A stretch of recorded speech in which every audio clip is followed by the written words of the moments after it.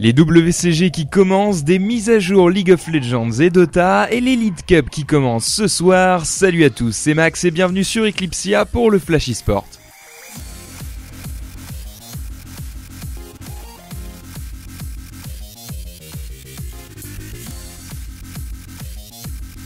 On commence comme chaque fois avec du StarCraft 2 et les WCG qui ont annoncé leur line-up de jeux.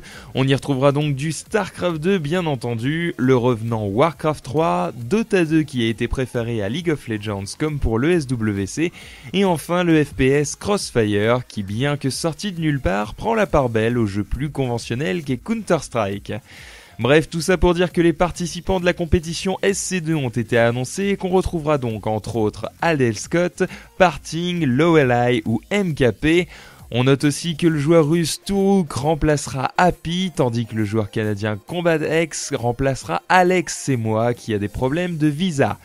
Pour rappel, la dotation totale est de 40 000 $, dont 25 000 pour le premier. Bref, bonne chance à tous.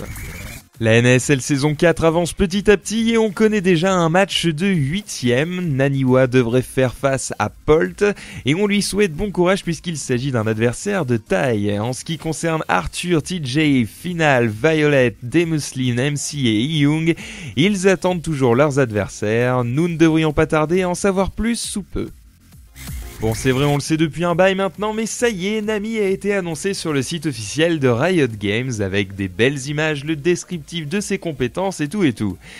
Nous avons eu le droit à un nouveau patch sur le PBE d'ailleurs avec un beau skin de Nocturne en preview, un up de Nami et quelques équilibrages sur l'enchantement Homeguard, l'épée du divin et la lanterne de Vrigel. Bref, des petits changements journaliers comme on peut le constater, preuve que Riot en est au fignolage. Pour ce qui est de la mise à jour officielle, elle devrait sans aucun doute avoir lieu la semaine prochaine, vu que Nami a été annoncé. Vous pouvez donc compter sur mercredi ou jeudi, je suppose. On termine comme chaque fois avec un peu de Dota 2 et l'équipe 0 qui redevient Mars eSport. Si les bougres s'étaient séparés de leurs sponsors lorsque Sing Sing et Bamboe étaient encore dans la team, force est de constater que l'équipe désormais 100% allemande retourne danser puisque le chat n'est plus là. Enfin, Valve nous gratifie d'une petite mise à jour Thanksgiving puisque les bureaux sont fermés à cause de la fameuse fête de la dinde. Il vous sera possible en compensation de regarder la DreamHack Corsair Vengeance Cup gratuitement directement depuis le jeu et vous aurez aussi droit à des Battle Points bonus pendant la semaine. Plus vous êtes nombreux à jouer en groupe, plus vous en aurez, donc rassemblez vos amis. Enfin, n'oubliez pas que la DreamHack Winter ça commence aujourd'hui et que les soldes Steam d'automne sont déjà en route. Et ce soir, retrouvez Skyheart et Sarens pour la Shootmania Elite Cup.